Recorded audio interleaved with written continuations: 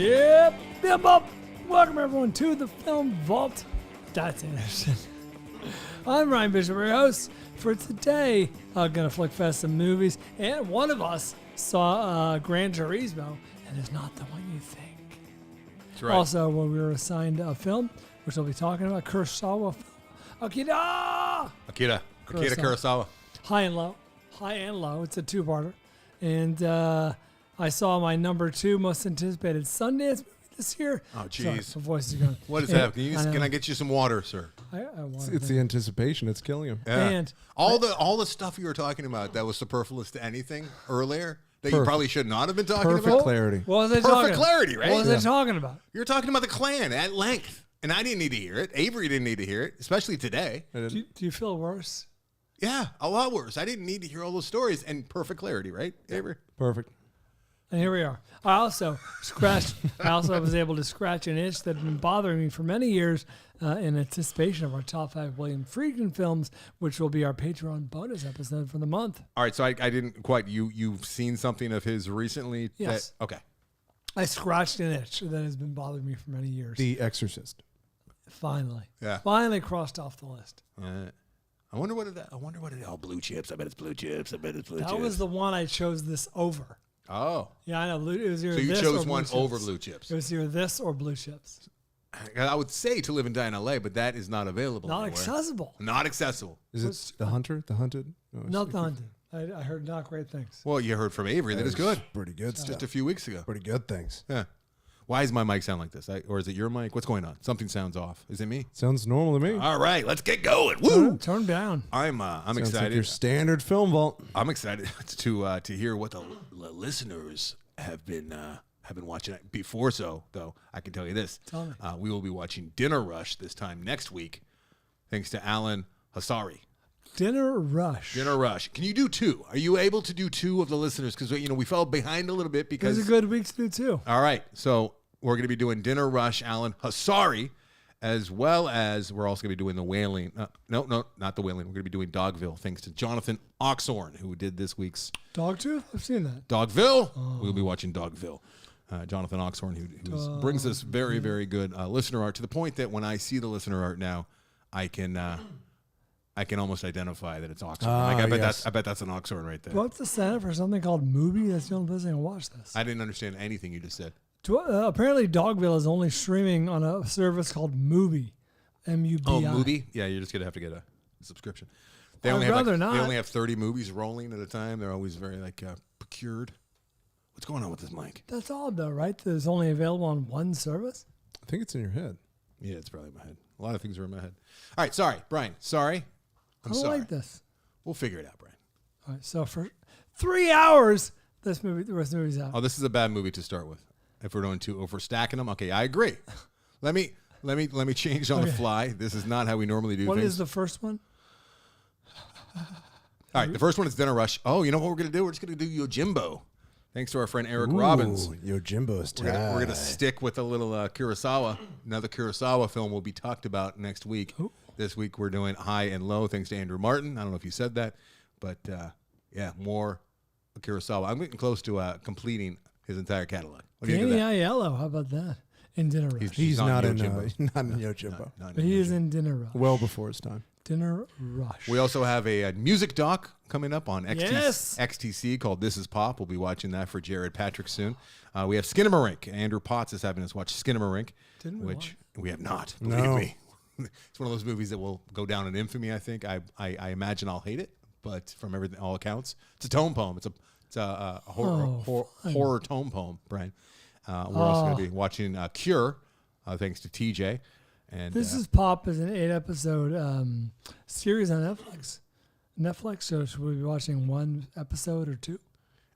It's not 8 parts. It's a documentary. I don't know what you're talking about. XTC. Oh, maybe There's no way they made an 8-part documentary series about the band XTC, the little known band XTC. It's called, what's it called? It's called This Is Pop. XTC 2017. All right, we can do this. Oh, another time. XTC. This is Pop. Yes. Okay. This is not good pod. This is a terrible pod.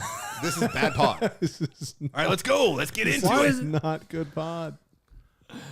I'm just letting the listeners know, and I'm not expecting you to stop everything you're doing and start researching. Can I run the risk of giving credit to the listeners too who have paid and they've been patiently waiting? I'm letting them know that their movie's coming. It's on the horizon. Some other listeners might be like, "Oh, I can't wait for them to talk about that one because I love that movie." Also, Willow will be watched. Go ahead and type in Willow now and let everyone know who's in it. Willow Danny Fitzgerald is having us watch Willow, and then Perfect Blue will be watched for Chad. Perfect Blue will be watched for Chad Ice before the year's done. Caught up? No, I mean Willow, I still the series on Disney. Perfect Blue. No, it's not. It's an anime, and I'm still waiting for a lot of people to get their goddamn picks into me. All right. Can I ask you, at the risk of enraging you? The Assistant will also be watched. What was the other movie? The Tale of Princess Kaguya. Metalocalypse. Metalocalypse. The first 2 episodes will be watched. Man of Tai Chi will also be watched. All right. What was the second episode? Or second movie assigned? Dinner in America and. Not Dinner in America. Oh my God. Should we just start over? Should Dinner we begin? Rush and Skinamarink? Skinamarink, Dogville, The Wailing, XTC, This Is I Pop. feel like there was something before Skinamarink. Perfect. Willow, Yojimbo, The Assistant. And these are all the movies that have been said. This should be the new show format. Avery, why don't you just take it away? Save the show. What have the listeners been watching? Fanflickssions. Skinamarink? Compiled by Damn you, Bryan. the Mitch Burns. At SLC Movie Junkie on Twitter or X. Oh, Mitch is abandoning Twitter or X. He's going back to Twitter. I gotta cut you off. What were you trying to get at, Bryan? What was the second movie you said there? I still don't know what it was. You're sitting over there just cracking yourself up. What path were you taking? I just want to know what the second movie was. That makes you laugh.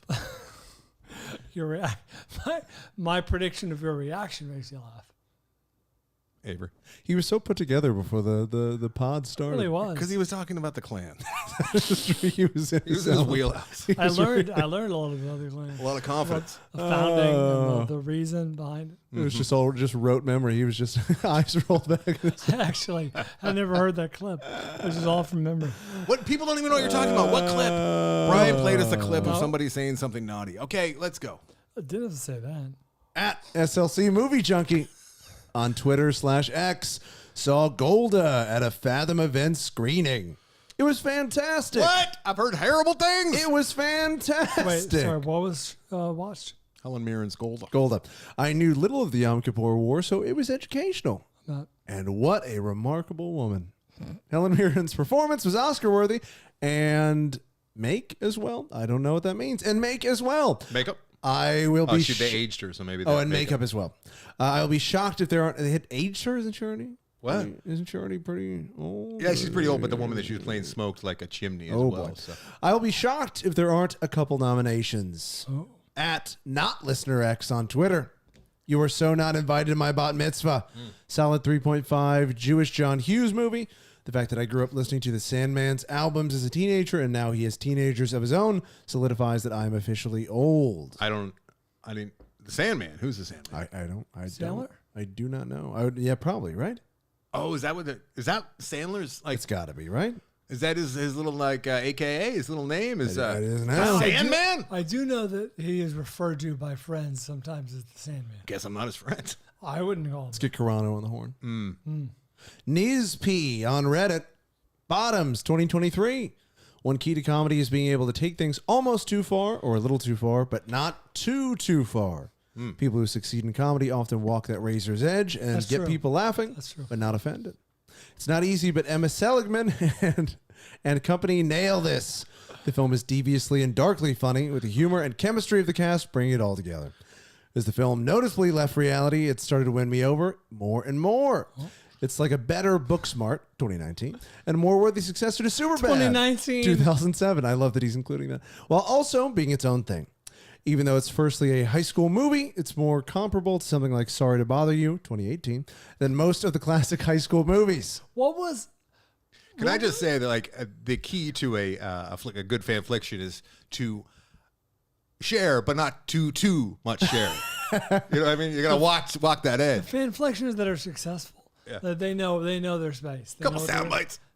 That was like that was more notes than I took for any movie we're talking about this week. It's the full preface on a novel right there. It really was. Help me out here, guys. Is it preface or preface? I think it's preface. And it's also not done. There's more. Oh, shit. During the Q&A, Seligman said it was really hard to get the tone of the movie to feel right.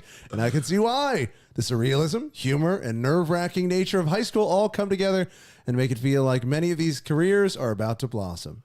End scene. You are not invited to my bar mitzvah by the Sandman, and this was not listener X that told us all this.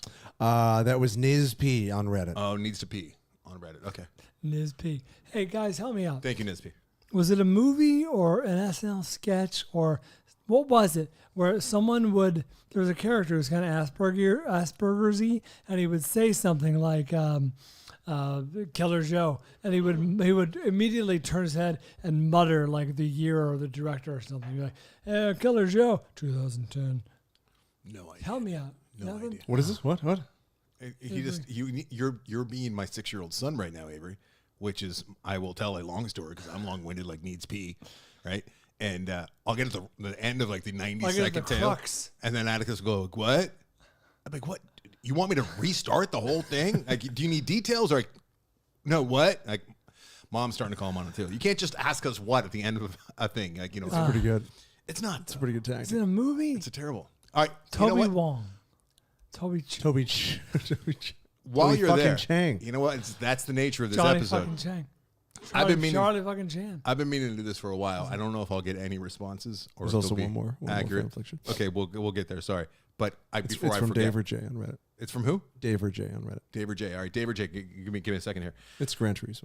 Oh, cool. As a child, I watched many things on a loop, Indeed, and that's what children do. yeah, but they were like usually things that I indiscriminately recorded on HBO or the Z channel, as it were. A lot of the time it was a Spice movie. Channel. It was a movie that I wanted to watch and wanted to watch over and over. So I push record and then I'd go to sleep and then it would continue to record. So we'd get like portions of other things that would come on after.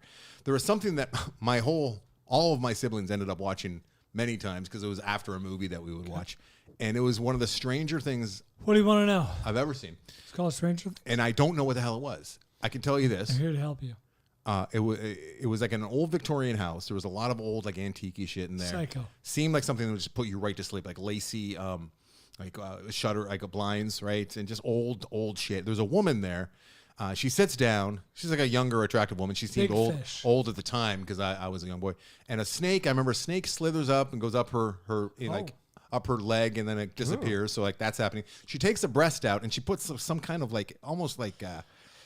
It's like rubbing alcohol or something like Buddy, some kind of I ointment. wish I could help And you. she wipes. She's like rubbing her boob with this ointment or whatever, but it wasn't greasy. I remember that, and just there was nothing titillating about it either. Like, there was nothing like sexual about it. I was like a little kid, and like when I was probably like 7, right? And even then, like if I saw a boob a lot of time, I'd be like, ooh, but it was more disturbing than anything. And then she gets up, and I remember she looks out the window, and there's like a bunch of fucking sheep. Right, like out in her yard in this big Victorian house. She's upstairs. If anyone has any idea what the hell that thing is, Barry Lyndon. I think it was probably a short film. I think it was probably something that no one's seen because they were kind of hard up for programming back then. Sure. And it was just probably a French artsy film. I don't remember any kind of dialogue or anything, but if any of that sounds familiar, please let me know because it's been killing me for years. There was another short film which I signed off on and I loved it. We used to watch it over and over. Again, it was called Oh Brother, My Brother.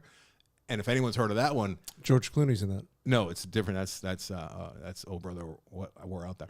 No, Oh Brother, My Brother was great. It was just about two little brothers growing up, and it was very, very cute. We watched that. That one's not only clips are available online, but Oh Brother, My Brother was fucking awesome. You can find some clips online. But if anyone knows where the full version of Oh Brother, My Brother is, that would make my family very happy.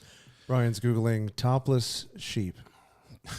Yeah, Brian's trying to be the hero. He's like the pickle jar guy. If I gotta Google boobs to be a hero, I'll Google boobs. 1979 short. It's on IMDb. Directed by Carol Lowell and Ross Lowell. What are you doing? I'm telling you about Oh Brother, My Brother. Oh, we thought you had the answer. Yeah, we were both thinking that you were talking about the girl with the woman with the boob. Oh, sure, yeah. I was gonna be the most impressed I've ever been with Bryan. If I he would have just- been really impressed with his research skills. Yeah, If he just nailed that in 10 seconds. I would have been very upset with myself, but I would have had to tip my hat. Yeah. Here's the scene in question. We'll watch it now. Daver J on Reddit.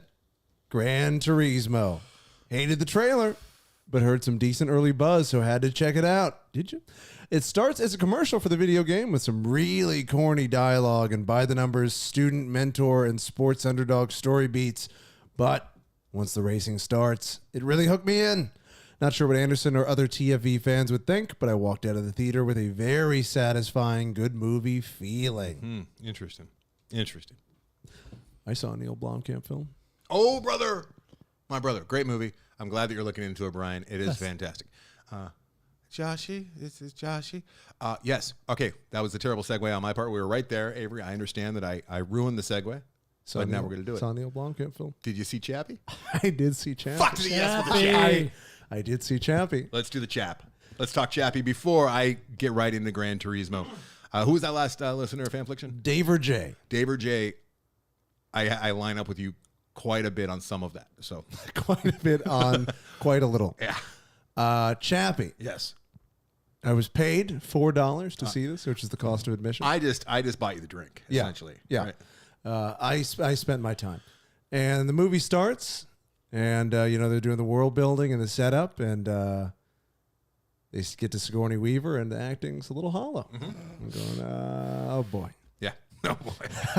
I don't know if I'm going to love this. Right. Chappie has not been introduced yet. No, it's a little paint by the numbers. It's This a little... it's Neil Blomkamp's third film, right? Yes. It goes District 9, Elysium, and then Chappie, and then nothing until, nothing until Gran Turismo, right? Yeah, that sounds that's what familiar. we established. So a lot of familiar beats, a lot of testimonials and office-style confessions, talking heads, that sort of thing. Mm-hmm. Oh, wait, he did Demonic, which left me wanting. Okay, going some. there you go. A lot of kind of, plot holes and predictable beats. And All right, speaking of predictable beats, I know where you're going. then it gets to Chappie. Yeah, it does. It gets the chaps. This motherfucker. Chappie's enjoyable. I teared up at least 4 times with this fucking movie. I love it. I love it. I want Yolandi to be my mom. You probably don't, because I've had some after talking up Chappie and Deantwort just last week. Not 1, not 2, but at least 3 listeners forwarded me some very questionable news stories about alleged abuse of their adopted children, which I was not aware of. I'm in. But I'll I mean, take you the want this chance. version of Yolandi, right? Oh my God. Chappie version. That goddamn robot is the sweetest thing I've ever seen in my entire life. So innocent and guileless. Way cuter than Wally. Heist is crimes. Oh my God. That's our go-to line. When he gets the Molotov cocktail thrown at him, and he's going, they were saying fire, and I said, please. They still threw it, please. So sad. Leave him alone. And that was the first time I started to tear up, and I was just going, God damn. They Best got me. $4 I spent in the last they got me. maybe all year. I'm so happy. Enraged that 36% on Rotten Tomatoes is insulting. It's better. It's Insulting. Better Yeah, it's Should be in 6.8 on the the old 50s. on the IMDb. That was Sharlto was the Charlotte voice? Copley. than Yeah, Charlotte. Astounding performance. yeah. I Really, I was blown away by it. I'm so happy. It to was, hear. it was tremendous. Some of the plot holes were asinine. I didn't need Hugh Jackman and whatever. But the Chappie stuff works so well. It really is 2 movies. Like, Yeah. The Chappie stuff is great, and the rest of it is like, what am I watching? And the Deantwort stuff is very bizarre. Yeah, but that's all. But I Chappie. liked them. I liked them more than I liked whatever Hugh Jackman and Sigourney Weaver were doing. I feel like a lot of his movies are 2 movies, Gran Turismo included. I think the only one that really felt like a cohesive movie to me was Elysium. But I like Chappie more. But District 9 definitely had those tone issues that I had a big problem with. Because that was Yeah. a short that expanded into a full film. Right? Well, that doesn't mean that it should have tone issues because it was a short. But it's predictable because like the short element of it like still is the core, and then he added all this other stuff into the dish that didn't mix.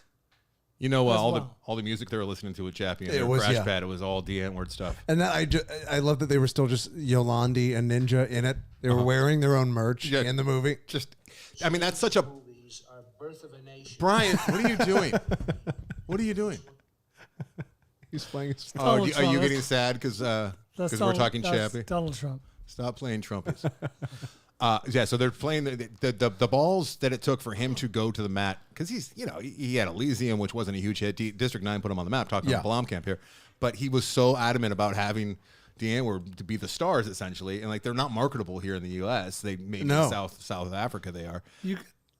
And apparently they, like Ninja, like he is as intolerable, insufferable as he comes off. as his character. Like there's stories that came off that set. The guy that played Rhino, or whatever, like the big giant guy that he was dealing with on the the main gangster with the weird hair, and they subtitled him. He's an established actor, that guy, and Ninja was like telling him like how to act and telling him he was doing and calling cut and stuff in the middle of his just a horrible human being. But he's so bad that it's almost good until you hear about the kids, and it's like, yeah, they got a daughter named 16, and I've heard things like not sexual abuse, but like severe like physical and mental alleged abuse. yeah. But they're artists, right? They're artists. This I've never had someone I like ruined more by the information. Okay, Brian, stop doing your catty thing. It doesn't work. It doesn't translate because people are just You more addressed confused. it. Move on. I addressed you playing audio out of the fucking blue. I like Donald Trump and his movie opinions. That's not Donald Trump that you just played. Talking about Birth of a Nation. That was not Donald Trump. All right, I'm so happy you liked the old It was chaps. great. So if you're waiting to jump in, I would highly encourage it. It is a very flawed movie, but very enjoyable. If you're open Yeah. to feelings and caring about a character, and you don't need everything else to be all shored up and perfect. If you're not looking at this with a critic's eye, you're going to really enjoy Chappie, unless Yeah. you're heartless and you don't have any empathy. You got to wait until you get to Chappie because it's rough getting I there. hated Takes it. it until up a Chappie notch. showed up. It's a rough 15 minutes getting there where you're going, where the fuck is this going? Yeah, but you know who gave you the $4 to watch it. I mean, you had to have a little faith. but just that start. It's the same thing. I mean, I'm fooled every time when I watch Fury Road. I don't like the first 10 minutes of that. Oh, but And every time I go, it's do I off-putting. not like Fury It's Road? off-putting. And then it hits the title and I go, not because it's off-putting. It's It just is. love. It I'm is the exact- 100%. I don't know why. I'm on the same exact. Like when Weeping boils. that's not why it's It's off. not. There's That's- something about the There's first 10 something minutes. kind of corny about it, Yes. and like it's just what the My what the- wife just walked in the room. Yes, every episode is like this. a lot of like the undercranking where it's like Yeah. sped up and stuff just looks kind of cheesy and schmaltzy, and it's like all Yeah. right, old man trying to like relive the glory cool. days, Yeah. and it's just not working for. And then I see the Iota guy with the guitar, and there's like fire come out. I'm like, really, fire come, but okay. All right, well, they're driving. And then the All right, drum that's guys not show up. I'm like, all right, I'm feeling chills now. Okay. Oh no, the hooks are in. You ever see Conan do the parody of that? No, I didn't. But Conan's on the big. They actually got the rig and everything. It's so good, Conan. You got to send me Are that. those IVs in his veins? They are. Oh, I gotta watch Fury Road. Fuck. I'm going home now. I know. I kind of want to just quit the show right now. Fuck the show. I'm going to see Fury Go Road. watch some Fury. But you're right. The first 10 minutes is like, what Every am I time. watching? And my brain's dumb enough where every time I go, I don't like this movie. I know exactly So what you're stupid. I don't get it. Every Why time do you we trick do that? yourself, you're like, do I like this? Why do we do that? Why do I like this? And then every time at the end, I just stand up once the credits roll. I'm like, that was the best thing I've And by ever the seen. end, this is the greatest thing I've seen. It's kind of fun to take that ride. Speaking of which, Gran Turismo came out in theaters Do just we have last a Friday. film vault score for Turismo? No, I don't think we got any FVT scores this week. Directed we as you got might a lot of other numbers. A lot of 2018s and 2007s. Yeah, there's a whole lot of information we got there. I kid. I appreciate anyone who sends in some fanfliction. The more, the better. Oh, I also Even if we're 30 minutes into the show and we haven't gotten anywhere. I also cried my balls off this morning watching Won't You Be My Neighbor. So really. yeah, But that movie's. Oh no, that's a good one. Oh yeah, Yeah. documentary. Popular American epic.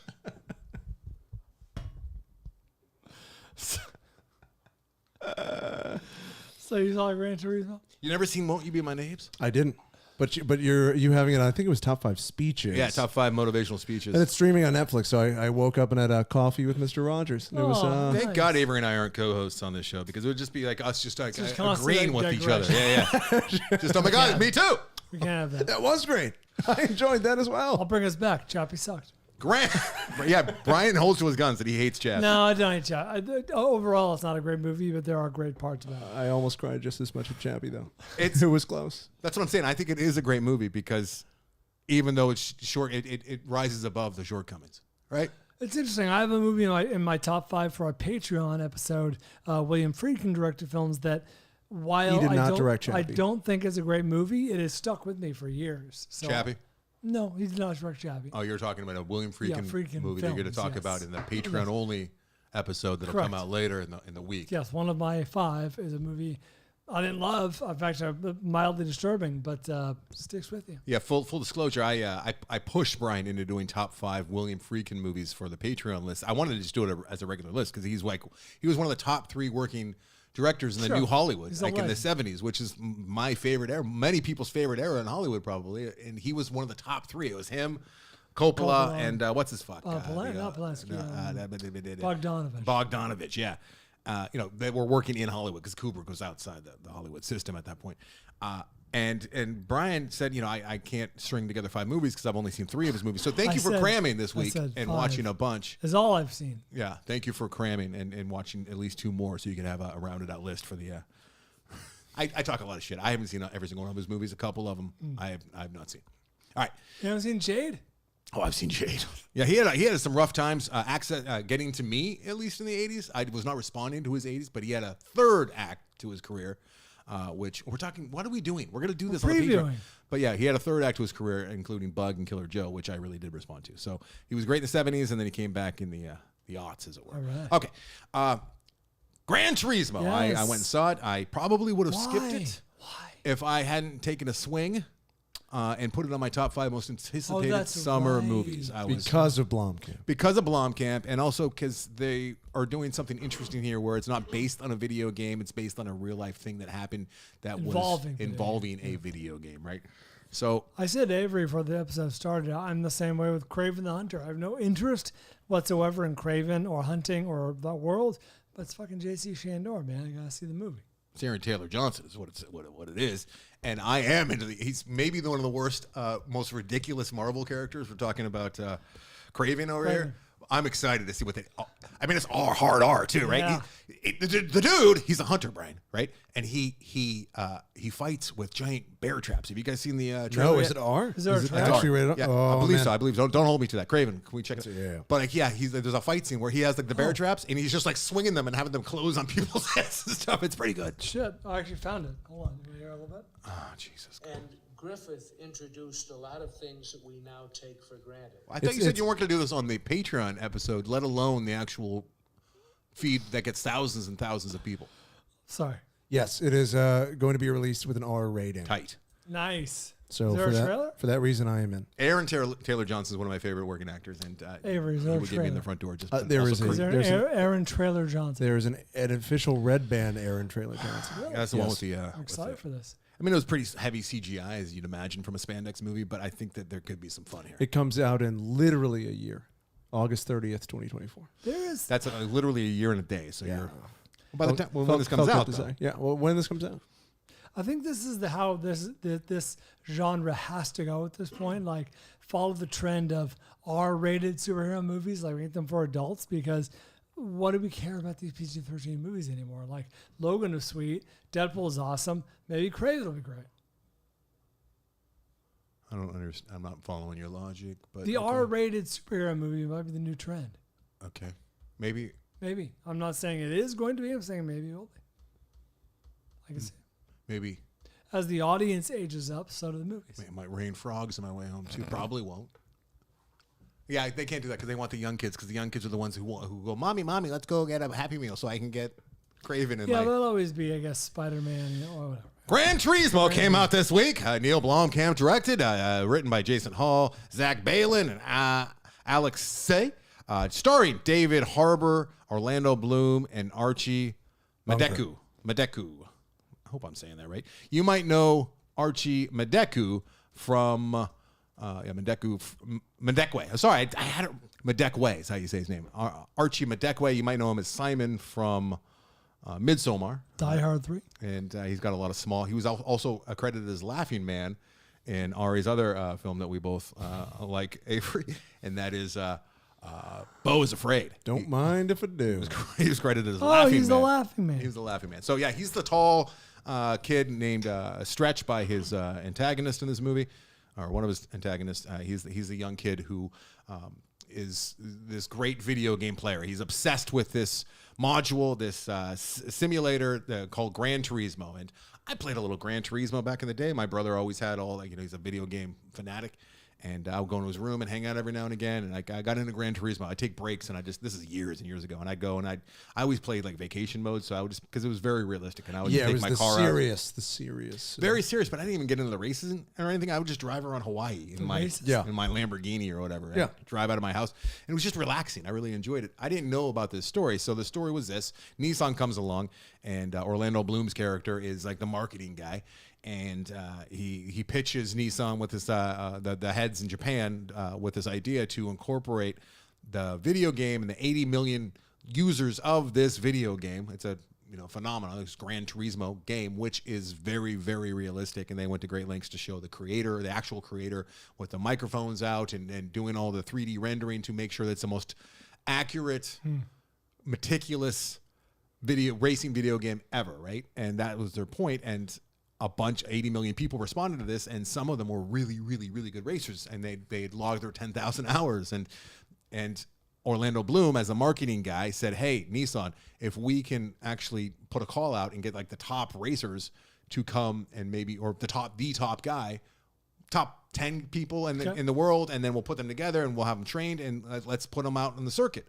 And of course, everyone's like, "I don't know, that's crazy," but then one of the guys comes out and says, "We're going to do it. You just, make sure that, you do it as safe as possible, and you get a trainer." And then he can't find a trainer. Everyone's like, "You're crazy. These kids won't be able to deal with the G's," all that story. And then he finds David Harbour's character, who is, at first he's against it. He's like, "No way," just like everybody else. But then he has a falling out with the company that he works with. The company that he's working with, the crew that he's working with, are the most pretentious, prestigious bullshit fucks. Like, it shows him initially working on a golden Lamborghini. Like, right, the whole team is golden Lamborghinis, and like he's commenting on how he's been in this business too long to work with these shitheads who like buy their way in, and it's just like rich, spoiled nepotism is occurring.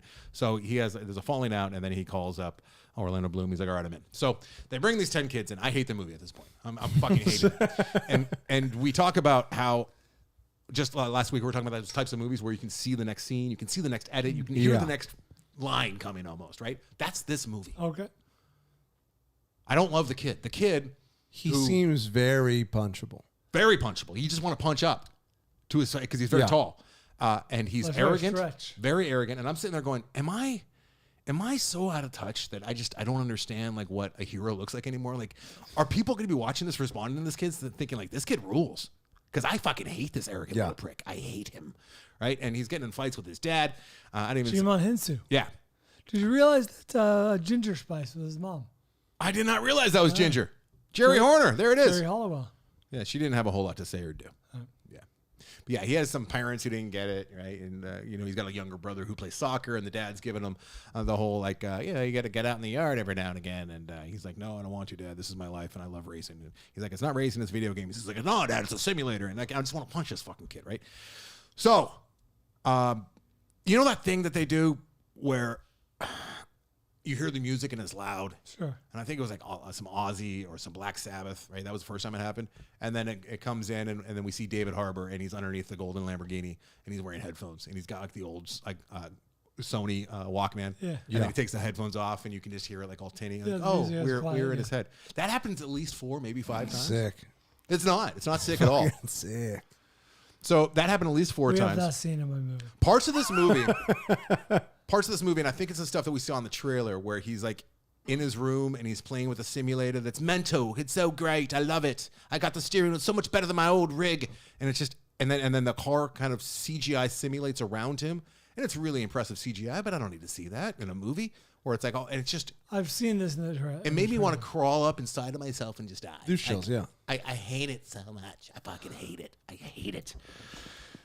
I'm waiting for the turn where you say I love this movie. It's predictable from one moment to the next. The credits. When he turned away from the screen.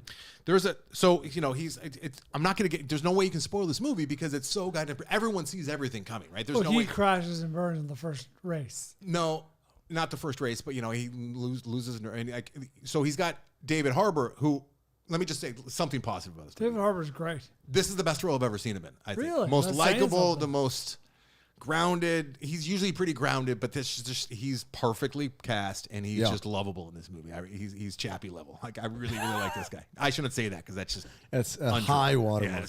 Yeah, he's great. It's my favorite I've ever seen him. Where would people know them from? They know the name. Stranger Things is where everyone would know. Black Plays the Widow, I was cop. going to say. No, Black Widow, the guy that. But Stranger Things. Stranger Things is the one where everyone, would know him. So he's the kid. Like he has to get his license once he makes it, right? And he has to get his spoiler. Like he makes it because obviously he makes it. So that's another thing. There's 10 kids. It's like there's no drama because of course he makes it because it would be a really weird movie if all of a sudden somebody else made it and we're just following his sad sack sitting at home for the rest of the movie, right? So he makes it, and then to get your license, you go into the circuit and I guess the way it is like to get your. Like, now that I think about it, it's insane.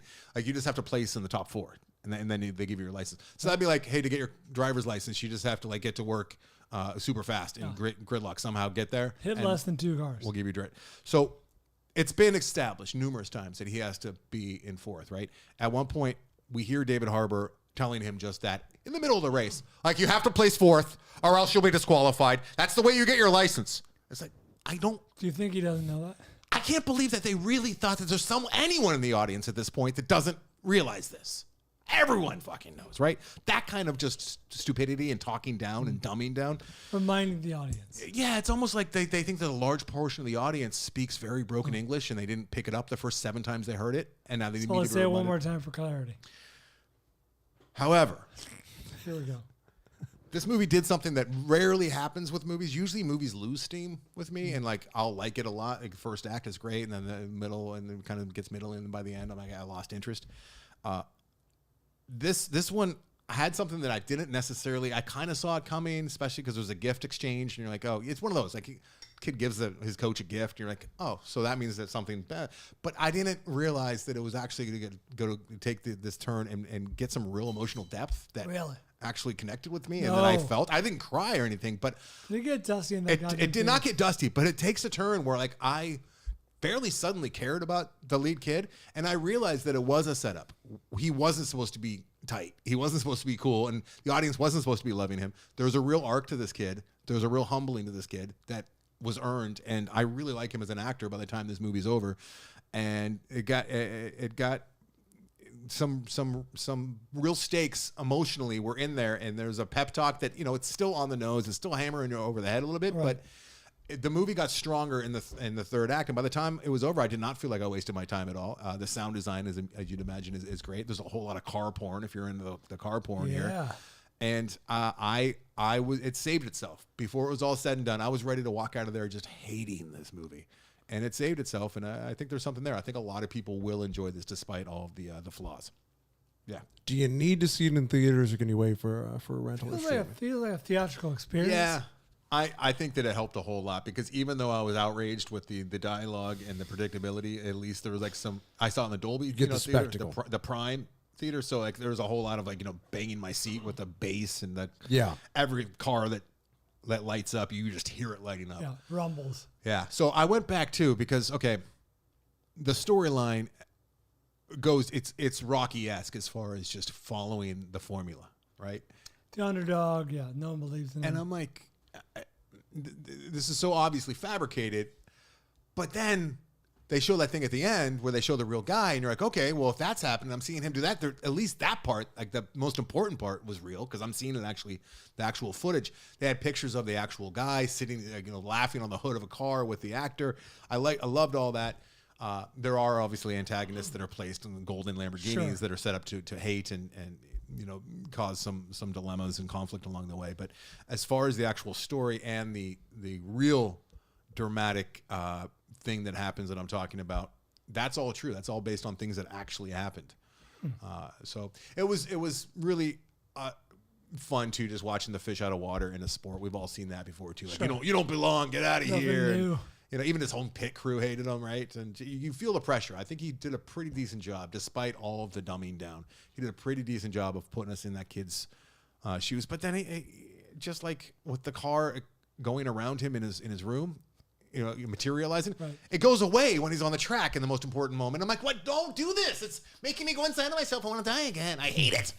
I hate the douche chills when they come at moments like that. So sorry.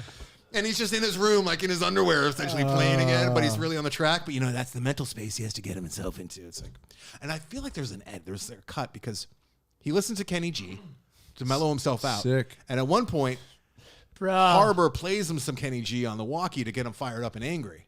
But there's nothing that would lead me to believe that he should have been angry in that moment. So I think there was something else that they cut. I'd be pretty mad if somebody's been playing Kenny G. But he shouldn't have been because he dug it.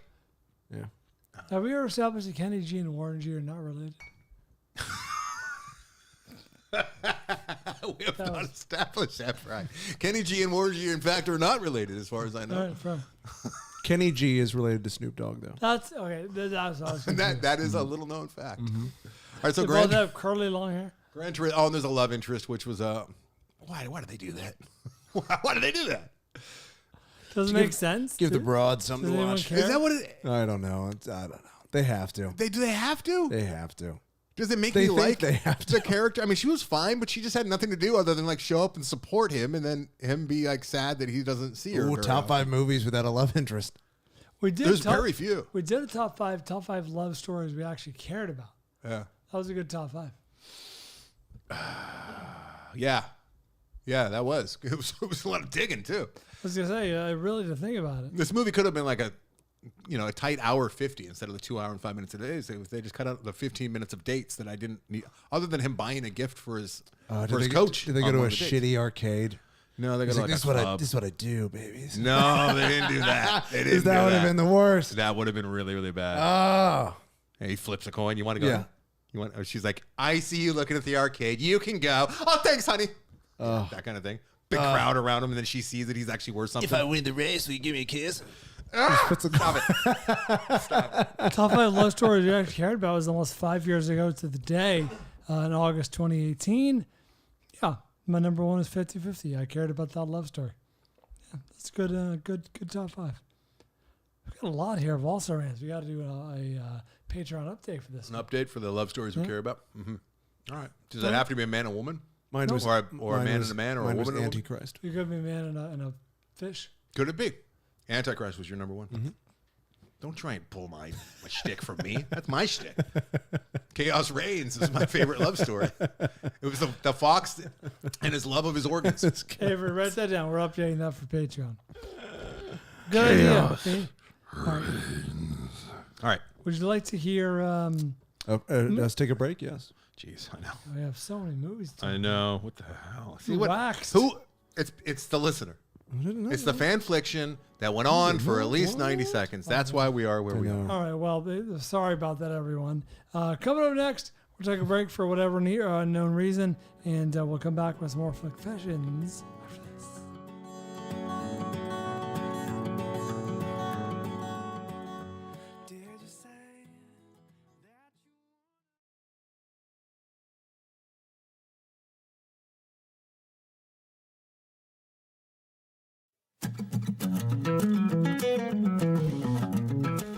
We're back.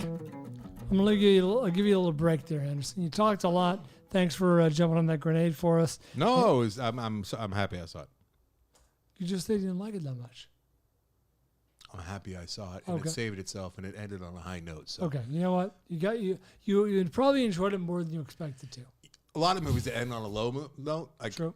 I think a lot of movies get the unfair bashing because like the first 2 acts are great, then the third is terrible, and you walk out going, "What the fuck?" This was like the opposite of that, so kind of cheated. It's kind of like that guy who's an asshole to everyone, but if he's nice once, they're like, "Oh, what if he's a sweetheart?" But if someone's nice all the time, then they're a dick once, you're like, "Oh, that guy can't be trusted." You know what I mean? It's the dynamic between you and me. I'm the nice guy. Oh, you're the guy who shows up once and is nice, and everyone's like, "Oh, he's a real sweetheart." Yeah, on this show. Yeah. It's so strange telling like moms and like the people at the Loaded for Bear Born to Act place where I volunteer and I'm shooting the doc, and I'm trying to explain to them like, now just in case you like hear anything or if you like do any. I mean, if I was you, I'd probably would have looked into. I'm acting. Yeah, I'm kind of an asshole in other places. A-hole, I say. They're like, no, you're not. My persona could be described as abrasive. Sardonic. Do you know what shtick is? And I'm like, it's not even shtick. It's just this guy that I do the show with. He's sickly sweet. Sickly. He puts on an act. Brian's not even sick. That's how much shtick I know. over. I said that the other day. I'm like, what? No one's ever asked me to prove that I have cancer. What if I was pulling a fast one all these years? Mommy dead and dearest? That's right. Munchausen by proxy. Me. That's the first. You're your own self-centered That's right. Munchausen. I'm my own sympathetic case. I'll give you a little break here because I saw a movie I don't think you've seen because you've never acknowledged it when I bring it up from time to time. It's a William Friedkin directed film, sort of, from 1997. I was in anticipation of the Friedkin episode we're doing for our Patreon. I'm like, been alluded to. I've seen 5 Friedkin movies. I'm like, I should see at least one more, maybe one that's going to compete for the top 5 spot, maybe bumps out one that I'm not such a fan of. But what do I see? Do I see Cruising? No. Yeah, Cruising. Do I see To Live and Die? I can't find To Live. Oh no, not available. Can't find To Live and Die in L.A. Do I see The Boys in the Band? Feels like homework. I used to watch a lot of that when I was a kid. Feels like really. Yeah. It was on TV a lot. Weird. Feels like homework. Do I watch Jade? That's not supposed to be very good. Blue Chips. I want to see Blue Chips for a long time. I know I just talked a lot, but I mean, do we really have to go down? But I finally settled. He's forgetting the years. I finally settled Pins and needles, Bryan. on William Friedkin's The French Connection. remake Oh, of 12 Angry Men. That's not even a movie. It's a TV from movie. It's a produced, paycheck. produced by MGM. It did feel like kind of a cash grab. 12 Angry Men from 1997. All of that for directed this. by William Friedkin. Sadly, did not measure. It was at 93% of Rotten Tomatoes. I'm like, well, you know what? There's a quality movie. Maybe it edges out a movie I'm not such a fan of. Spoiler alert, it might not. Starring Jack Lemmon, George C. Scott, Hume Cronin, Michael T. I love Williams, that Hume. James Gandolfini, Elsie Davis, Edward James Olmos, Courtney B. Vance, Amin Muller-Stahl, who you would know as the dad from Shine. He's been in a bunch of things. Dorian Haywood and William Peterson. Shine's a movie that hasn't been brought up on the show in probably 10 years. That's true. And it's a great movie. It's a really good movie, and we never talk about it. It just doesn't hit lists, I Yeah, guess. what do you, we're mentally disturbed characters. I pitched that, and you're like, where did it? I wanted to do mentally ill characters. We did. Yeah, it's time to do it again. Shine must have been on that list. You know what we haven't done? Where do you go? Top 5 musical geniuses. No, we're not doing that. It is back. A bit of a clever pick here. It is another music doc. I know we said we weren't going to do docs, but They're all real. Kurt Cobain is on my list. Stevie Wonder, number 1. I can play any instrument. 93% of Rotten Tomatoes. You can rent this. Produced by MGM. Aired on Showtime. You open with that. Aired on Showtime in 1997. I think MGM produced all of this shit, pretty much. Except for Oh, was Sherry Lansing the head? No, she had a Paramount, right? she was a Paramount, yeah, but for a stretch there, everything was MGM. Interesting. I'm not going to spend a lot of time on this because it is a good example of a solid TV movie, but does not rise to the level of great cinema. This feels kind of uninspired. You picking this, Bryan, was kind of all the movies you listed would have been. I love the original so much, and I've always wanted to see this, and Okay, I love most of the enough. actors involved. And it's Friedkin. I'm like, you know what? It's highly rated. I've always wanted to see it, and if I'm diving in, it's fine. It's good. It's objectively good. It's kind of by the numbers. It's a payday, like Anderson said. Feel like everyone loved the material. They all got to play it out, and they all got paid to do so. It feels like these are all lovers of the movie or the play or some version of that. And they're like, oh, wow, I get to work with a legendary director and these other amazing actors. But at the end of the day, I will say this. You're going to find this hard to believe. I didn't write his name down. Isn't that funny? The real breakout star, whose name I didn't mention, is Henry Fonda. One of the 12 jurors, chewing up scenery. Yeah. And honestly, Hume. I don't think I've ever seen this actor do dramatic performance, and he was great. He was legitimately like, wow, this guy is chewing it up and doing work. Tony Danza. Tony Danza in this is the star. I mean, Jack Lemmon's the star, but Tony Danza is doing work. He steals the scenes. He kind of does. And he's great. And I really enjoyed it. I should have mentioned him at the top, but he's in the movie. I enjoyed his performance very much. But how well do you remember the original, the black and white? Well enough. Except I always, you know what I always do? I always put what's his name in there. why did I just do this now? Jimmy Stewart. Jimmy Stewart, thank you. Oh. I always put him in there. See, and I know it's always wrong. put George C. Scott when it's in fact Lee J. Cobb. Mm-hmm. Similar. Anyway, Well, as far as names go. as far as I names, do. yeah. I do neither. You don't do either Have one of you those seen the- mistakes? Have you seen the original? I love it. At the end, I'm not going to say what happens. I'll say at the end, a photograph prominently is involved in the climactic moment of the movie. Makes no appearance in this. And honestly, it loses something. Like that little difference, like it loses something. It's like, oh, that, Maybe they had to cut it for a commercial. maybe. I mean, they but had to make Tied. it exact. there's They a had to- few moments. They had to make it exact time wise. So it would There's a fit few into moments the where you're commercial. reminded of the original, and you're like, this just loses something. It doesn't have the heft. It doesn't have the whatever it is. It doesn't have that impact. As such, it's a fine movie. If you wanted to rent it, it's not a waste of your time. But if you're a lover of the original, by all means, dive in. But this is underwhelming. Why would you watch this No, instead of the original? We Again? already Oh, because Well, 'cause of Friedkin Friedkin. top 5. Billy No, Friedkin. no, not you. Oh, why One. would why one? would one? If only you love the original so much that you're like, I love this story. I want to see other iterations, other interpretations, and as such, you'll get something out of this. At least, hey, that was a bit of a time capsule with all these actors who are well known. But please, I doubt this will ever happen. Do not see this instead of the original, Okay. Bit of a PSA there at the end. because the original's black and white, and it probably feels like homework. to And some it's people. not. It's fucking It's good. fucking awesome. Speaking it's of a great movie. courtroom dramas, probably not not courtroom, it's not, jury deliberation. not the right time or place to do this because I mean look at the time. Deliberation. But I watched all of Jury Duty, which Yes. was very enjoyable. Marsden. It takes a couple episodes to get going. I was like, why am I watching this? Why do people tell me that I should watch this? Why do people think this is good? But I'm glad I stuck it out because it gets very good and it's very fun. It's the reality TV show where they have one guy who's the mark and everyone else is an actor, and It's he the really Joe believes that Schmo he's of, the Joe Schmo. Legal Exactly. procedure. Gonna go beat off. I'm gonna go rub one out. I mean that's the quality of humor. That might be the funniest example, but I don't even want to burn it. But one of the jurors goes to the mark and just walks by him at one point and says, "I'm gonna go rub one out in the bathroom." And the mark's like, he's like, yeah, might as well, like because they're all awkward. They don't know each other. Yeah, He's like, and what are you gonna might say as to well that? while you got the time, before the trial starts. But it pays off. Yeah. And it's so funny. It's so well planted. But yeah, that was a whole lot of fun. Yes, as Brian alluded to, James Marsden plays a version. He plays himself, Cyclops. but it's a real shitty version of himself, and he has to do it for 3 weeks. Nice. And it's pretty good. Yeah. And then also, a lot of you are probably hearing this, and you've watched, or you have told me to watch, or you have been thinking about watching yourself, Telemarketers. I told you to watch Telemarketers. Yes, you as well as a number of listeners, and it is concluded now. Yes.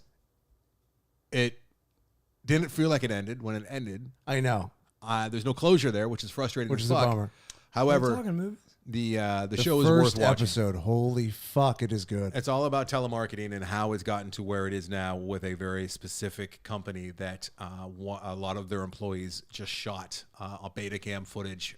Which totally would have been you. Yeah, You that I totally. might have just to Self-sabotage. if I wasn't Meth Andy would have been right in I there. would have been. I probably Yeah. would have been one of their top sellers. No, Yeah. I can't do that. But you would have been with the camera and filming everybody, and They were $10 an hour jobs that only criminals were able to, because they couldn't get any other jobs. literal convicted murderers. Yes, and they're in there just nodding off, doing heroin, snorting coke, right? And they have footage of all this stuff as On the they're phone. swindling people. And I'm going to start What? seeing those Can stickers. You, I have did not they seen ever the say stickers. what the company? Oh yeah, it's all exposed. What is it? And it's like a whistleblowing documentary. Civic Development essentially. Group. CDG, Brian, and they would call on behalf of police departments, the federal, the FOP, the Fraternal Order Order of of Police for various cities, and the police would say, "Hey, you can use our name if we get a cut," and they'd raise money or for the police, but like maybe 10% went to the police, 90% went to the people at the top that created this telemarketing What were they scam. selling? Stickers that they kind of alluded to that if you put it on your window, You won't get a Okay, ticket. cops will And be like, it's "Oh, they're supporters." supposedly going to the families of fallen Right, cops. the and- $11.99 yes, foundation. but I will never forget Patrick J. Pespis as long as I live. He is great, and He his will story live arc on is in my head. fantastic. It's up, it's down, it's troubling at times, and it's definitely got a American movie vibe to it. If you guys have seen American Yeah. Movie, the documentary, it's a couple schlubs who didn't have a whole lot going, but they really get into the story and their heart's there and they're doing it for the right reason. Schlubs isn't even the right word, but they're not traditional filmmakers by any means. Refined. They're not traditional interviewers. Like every time Patrick is doing an interview, he always feels like he has to put on his sunglasses. He looks like Bobby Monahan. It is funny. Yeah. He's a Bobby Monahan character from SNL. He really does. If Bobby Monahan was a heroin addict. And the other guy was you're on a blank on that tall guy. Oh, Pete Davidson. Pete Davidson. Yes. It was like Pete Davidson. It really was. I really want them to get together next season. And if the show gets big enough, do like a little. It would be perfect. Because they were both those guys. All right, so Telemarketers on Max. Very enjoyable. Fantastic. Only 3 episodes. And Should have been more because there's no resolution. It's still ongoing. I know. It's still ongoing. That I did not know, but some of the just the best characters. Just unbelievable. All right. Do you know it's produced by the Safdie brothers? Yeah, I didn't. I definitely saw some of their vibes, but I think they came in real late. I don't know how much they actually creatively It felt did it. like the intro of Intro it. just because it's so felt low like rent and it felt like very grimy, purposely produced that way. Yeah. Season 1, I mean, episode 1 had a little Safdie to it. That was probably the strongest one. It's a very tight package. It really moves, and it almost feels like it's just going to end on episode 1. Yeah. It feels like they wrap the entire thing up. It could have been just a standalone documentary, but that's in not some what ways they're that would have doing. been stronger. I think might have for preferred sure, that for sure. I say that about a lot of these limited series like that, but. Yeah, I mean, they take you up so many places, take you down. So they could have cut out a lot. They could have made a really solid 2 hour and 15-minute movie. But everything said and done, I think it's 3 hour, 20-minute runtime. Goes down smooth. Goes down pretty smooth. Yeah, Nice. It's pretty interesting. Like you have no idea, and I still get robocalls from cops. Yeah, I still get them, and now you'll view them totally differently. Fuck the guy on the burner phone whose phone dies while he's swindling. Yes, that guy. Holy shit. Yeah, they actually bring up, and it's a great point, Brian, like who's better at chiseling people out of money than like an addict? People on crack, yeah. An addict, like they'll get, and the dude just did it. I guess phone, he ends up still getting $300. Wow. He gets another phone, gets the guy back on the phone, he gets $300. Literally sees the guy's phone number on his work van, calls him up right then, gets $300 out of him. He's like, watch, I'm going to call this plumber. And immediately, just on the fly, after he's just mainlined heroin, just impersonates a cop. He's like, hey, I'm Officer Johnson. I'm just here. Can I count on you? Insane. Yeah. The worst of the worst. They're just always doing business in McDonald's. And getting kicked out. I don't know how they got away with all that stuff without getting releases or... There's so many people in that are on Max right now. And I'm sure they How do New York and New Jersey, though? Aren't they just single consent states? Maybe. I know New York is. I need to learn more about that. I know you can make crank calls there without... All right. Can we talk high and low? Let's talk high and low. High and Low is a 1963 film directed by Akira Kurosawa. Sitting at 96% Rotten Tomatoes. Who doesn't like this movie? This is a hard one to dislike. You can stream it on HBO Max or Criterion Channel, as I did. It's a weird thing to stuff out. Who assigned this to us? I can't find. Oh, no. Andrew Martin for the umpteenth time. I talked to him earlier today. Andrew Martin, one of the friends of the show. Has he assigned us friend of the program. films in the past? Yes, he has. Okay. Yes, he has. This is by no means his first Kurosawa, and he's also assigned us a Kurosawa film next. So we're going to continue down the road. Go ahead, Brian. I have nothing else to say to set this up other than it was assigned by Andrew Martin. What did Mr. Martin have to say for himself as to why he assigned it? He really enjoyed it. He also hears you talking and bitching about reading movies quite a bit, but you liked the last one that he had us watch. The last one he had us watch was Ikaru, if you recall. Sweet. And we both really enjoyed that. And it better than the remake. I did not see the remake for those exact reasons. Brian's a remake fiend. He give him a remake, he'll watch it ahead of everything else.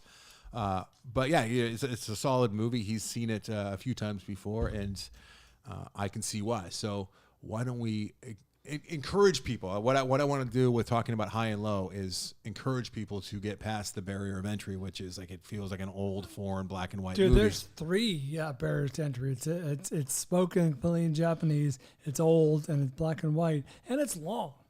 Yeah. But none of those. But it's a quality movie. After watching, you will be rewarded. Brian and I can both say that none of those are those significant. Prevent you from enjoying.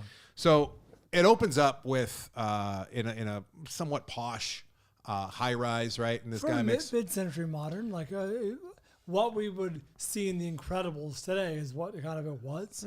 Yeah, The Incredibles. for the most part. I mean, It's not a villain's lair, but it's like, it's of that era where it's like he's looking down on the rest of his. Rich late 50s, early 60s. He's up on the hill and he looks down on everybody else, literally, right? And that kind of plays into the story later. And he's got a neighbor who, what was the neighbor living? Like, I guess there's still shacks and stuff at this time in Japan because Well, like he's I don't got know what the neighbor was. the chauffeur. He's like, the driver, yeah. I guess he's just the driver. That's why he was there. So his kid's there, and the rich guy's kid is we there. open up the rich guy holding court. He's having a meeting with the executives at Shoe the company. shoe company he works at. He is the designer, and we get the sense that he is a very well-known, successful shoe designer. A lot of pride. And they're going over product, and they're saying, your shoes are too expensive. We need to reduce the quality, reduce the material. He's like, never. I stand by my shoes. I won't dare make anything less than the best. And you get the classic, profit versus how much you spend. And there's a lot of exposition in that opening scene when he's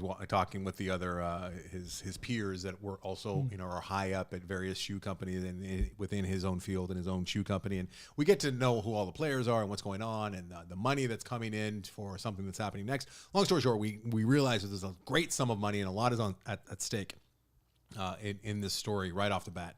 And then his chauffeur has a young son. He has a young son. Right, they're off playing And then hide and seek. They get a phone call. I should point out before that he's planning a power play to buy control of the company. Right, which he we learned. owns certain I percentage. kind of set up the fact there's a bunch of money, and we don't need to know that particular fact because I was. Well, no, because I think it factors in pretty heavily the fact that he gets the phone call, like you said. Yeah, and it's a kidnapper. Well, have we done top 5 kidnappers? All right, so it's a kidnapper saying, "Hey, I got your kid. We need 30 million yen, or else the kid dies." And of course, his wife freaks the fuck out. He freaks the fuck out Because we just learned he's leveraged himself via He put everything loans. up. Yeah, he's mortgaged everything that he owns, and he lets his wife know, much to her chagrin. I already said there's a big giant chunk of money, and there's a lot riding on it, and he has like access. We to should lay out the stakes. And then they're very pleased to realize that they got the chauffeur's son, not his own son. His kid wanders into the room like, "Hey, Dad," and they're like, "Wait a minute, who did they kidnap?" He's like, "Oh no, where's your friend?" And it was clever how they did that because they switched the kids had just switched. They were playing cops and robbers, and they just switched uniforms, and they already. This sounds identical to the thing that just came out with Timothy Oliphant and Claire Danes. This must be inspired by Kurosawa. It's about a kidnapping. I think it's called The Circle on HBO. Is it like a long form series? It's a limited series. It's called The Circle, and that's literally the premise of that. Is The Circle? I'll find it, but it's that. It's exactly what you're describing. So I would have to imagine it's influenced by Kurosawa. Full circle.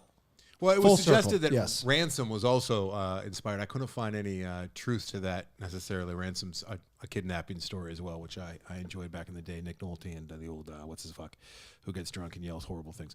It is directed. Yep, it was inspired by that. Inspired by this. It was. All right, Fucking so then, smart. Have you seen Directed by the Steven Soderbergh. Full Circle? Oh, it's that thing. Yeah. I don't like the way it looks. Steven Soderbergh needs to stop experimenting with the medium, I think. It's well acted. His results are very medium. And you want to like it, but I just don't. Yeah. It feels like distracting the way that it's, the method in which it's shot. I would say if you're interested in Soderbergh or anything like that, it's worth giving a shot. I think it just didn't connect with me. The cast is great. The acting is great. It just didn't. Same with all this. Same with the cast is great. The acting's great. And at this point, once the ruthless businessman that he is realizes that they don't have his kid, he's like, off the hook. It's just the chauffeur's. With the sale. And do what you want with the kid. You got nothing because it's the chauffeur. He can't put together like 10 yen, let alone 30 million yen. Joke's on you. And then the kidnappers will I'll still kill the kid. I mean, and then the ball's in your court now, and it becomes a real moral dilemma. And that's. It shouldn't be, but it does become. It becomes a moral dilemma because he's going to lose everything, and he's worked his entire life to get to this point, and now he's like, I could let this chauffeur's son die and move on with my life, and that's the setup. But that's not what really has me. I can't speak for you, Brian, but that's not what's got me on the hook at this point.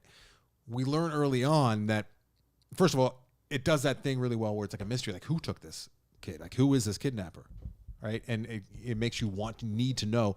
Also, there's a personal stake here. There's a personal angle. We know that because the cops keeps talking about how personal it is. I thought you were going to say with you, I'm like, you have a problem with that? I wasn't really picking up on the fact that it was personal, other than the fact that they were telling me that it was personal. Okay. But then you realize throughout as the movie progresses, like, yes, this kidnapper was really going after this guy. He has like a personal vendetta, and like I had to know like what is the history here, like what's the motivation, what's the relationship. Did that part let you down without saying too much? It didn't pay off because I really needed to know. Like it really kept me like I said, hooks in. It was like, oh. Yeah.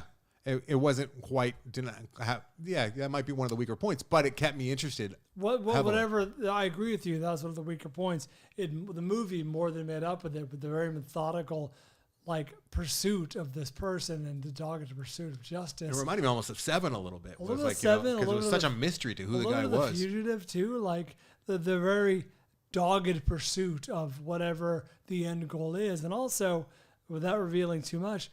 Very bold filmmaking for 1963 to leave your main character out of the third act. Like, he is gone for 45 minutes. Yeah. That's bold. Because we're with another character. Yeah. And we're also seeing the very seedy side of Japan with many, many heroin addicts, which I didn't know was... That.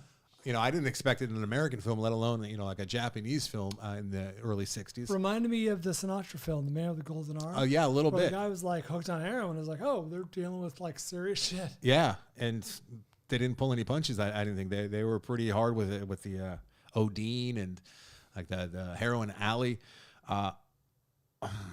Ultimately, I think what I'm going to remember more about this movie than anything else was the level of meticulous planning that the cops, essentially the FBI, The cops are very procedural, and especially for 1963, like they show up as movers, right, or delivery men, and like everything that they do was so like thought out and clever and ingenious to keep in case the kidnappers were watching, to keep the kidnapper to not, so that they want to know that there's actually cops there, to keep them in the dark about that. It was really, really well written. It was put out and I think that we've seen a lot of imitations since. Well, I can't believe neither one of us has brought up Hitchcock yet, but it's the most Hitchcockian film I've seen of the era. Like, this is clearly inspired by Hitchcock, including some of his classics. I mean, if you could say that, no, it has to be. I think that he was an admirer, but it's not an imitation. It's a really good movie, but it's got Hitchcock elements to it. Yeah, it does. But I wasn't feeling Hitchcock, because Hitchcock, there's something very suffocating about Hitchcock to me.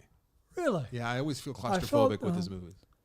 Interesting. I really felt his influence in this. You're probably right, but I wasn't really. It felt more Kurosawa than Hitchcock. One thing that was odd, the blocking was odd. There was a lot of, especially in the hostage negotiations, there was a lot of yelling while other men just stood around the room, like almost facing the wall. Yeah. But that's whatever. That's of the era. Maybe that's Japan. Would not pass the Bechdel test. Maybe that's Japan. Maybe that is. I think it's power dynamics. Wouldn't and it's pass a bunch the of Bechdel no. I mean, it was the early '60s, and it was about high level businessmen who and cops. And Japan. Yeah, I don't know if Japan back there passes the Bechdel test. Might just be Japan. I mean, like the husband literally lets the wife know that everything that she owns and he owns has been mortgaged so that he could pull off this coup, and she had no say. She didn't even know about it. She's like looking worried, like, oh. Yeah, and he doesn't even look at her to see what her reaction is. He's like, I got big problems, lady. She's like, oh dear. Really like this High and Low. Yeah, solid movie. Very solid. Yeah. Liked it a lot. Might make the end of the year top 5, old new movies. Oh, I think it will. Yeah. Really enjoyable. Because I do a top 10, so I'm fairly confident. Do not let this dissuade you in terms of length, old, or the fact that it's in black and white, or the fact that it's subtitled. This is a very enjoyable movie. I'm going to have to skip Polite Society again. I got to skip my my Sundance choice. Do we do 10 more minutes? I'm going to do 10 more minutes. I'm going to hammer out Polite Society over here. All right. You're tormenting the listener. Am I? Oh, by not doing Polite Society? All right, so Bryan, this time of year is when I start to like, okay, year's more than halfway down. We're starting to get into like award baity season, and I want to make sure that I'm doing my due diligence to catch up with movies that I might have missed that have been good in 2023, right? So I can round out, and I'm always searching for that vaulty, right? Oh, I saw the trailer for this. Oh, God. So it's a movie that's really on and popping as far as, critics love it, users love it, and it's getting a lot of buzz. It did well at Sundance, and it's called Polite Society. I don't know where this is streaming, but Peacock. You can also rent it across multiple platforms. Polite Society, directed by Nida Manzoor, It's an Indian film, but not shot in India. It's actually shot in England, and it's about Indian culture. I'm in.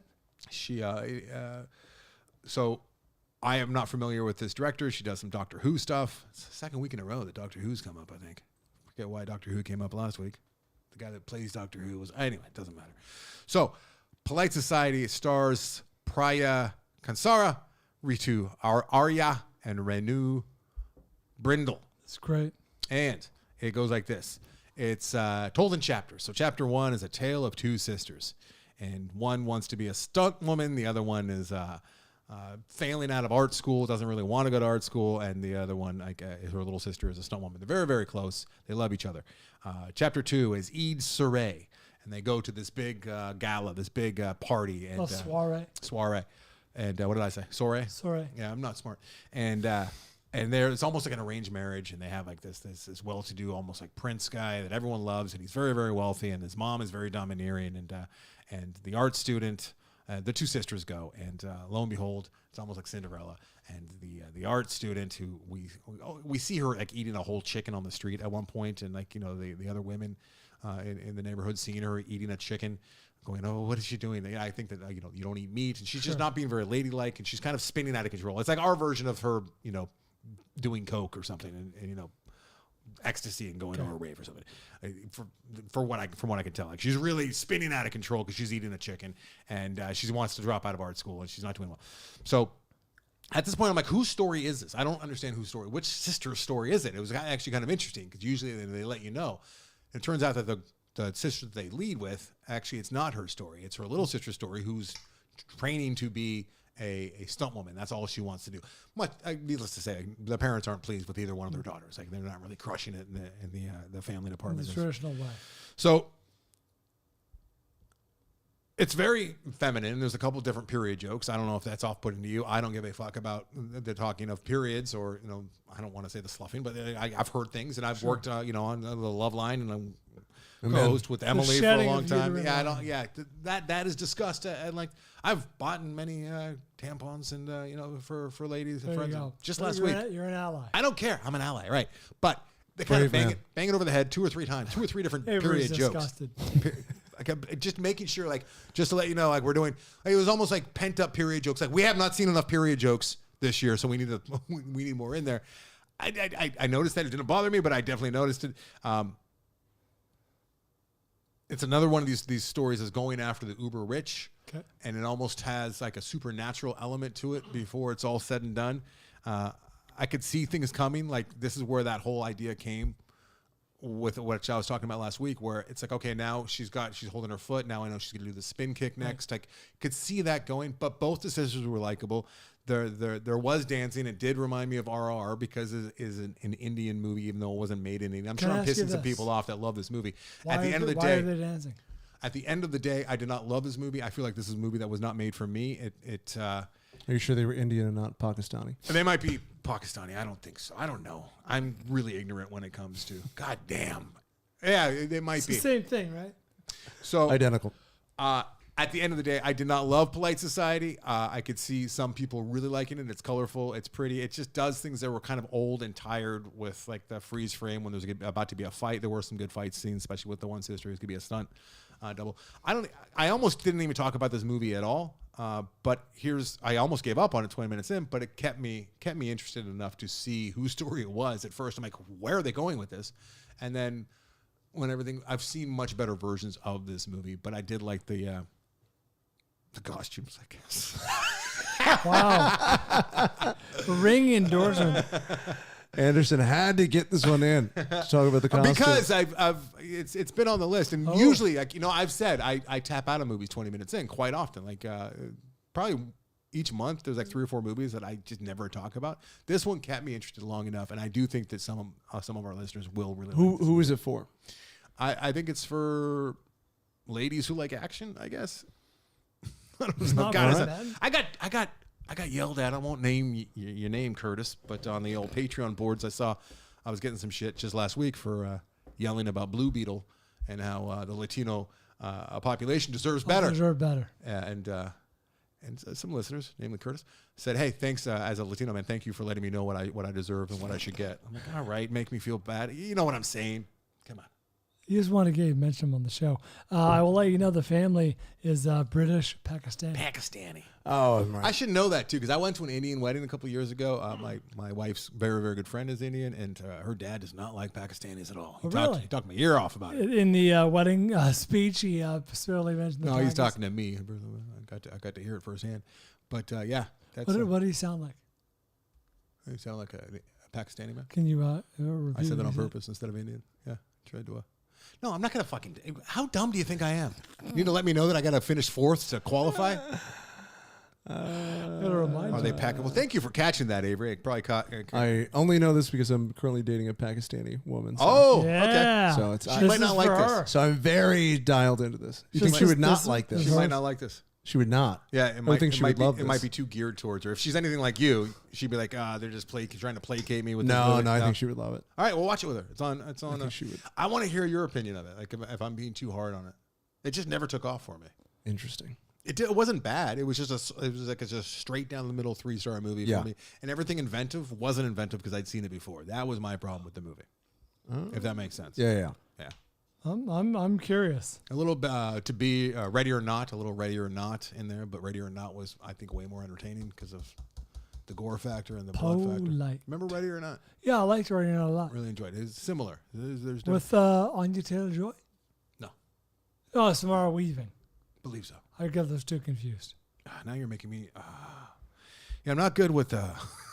Look up unless it's a white male, I'm confused. Okay. And even then, I literally on one of our first dates when she mentioned, I went, so what does that mean? What does Can that you mean? walk me through that? What? Indian, Pakistan? Could you Yeah, walk me- Did you? What do you walk me through it? I think it's she's still with you. just to dumb it down, not for me, but for. I think it's kind of like the same as Alabama and Georgia, right?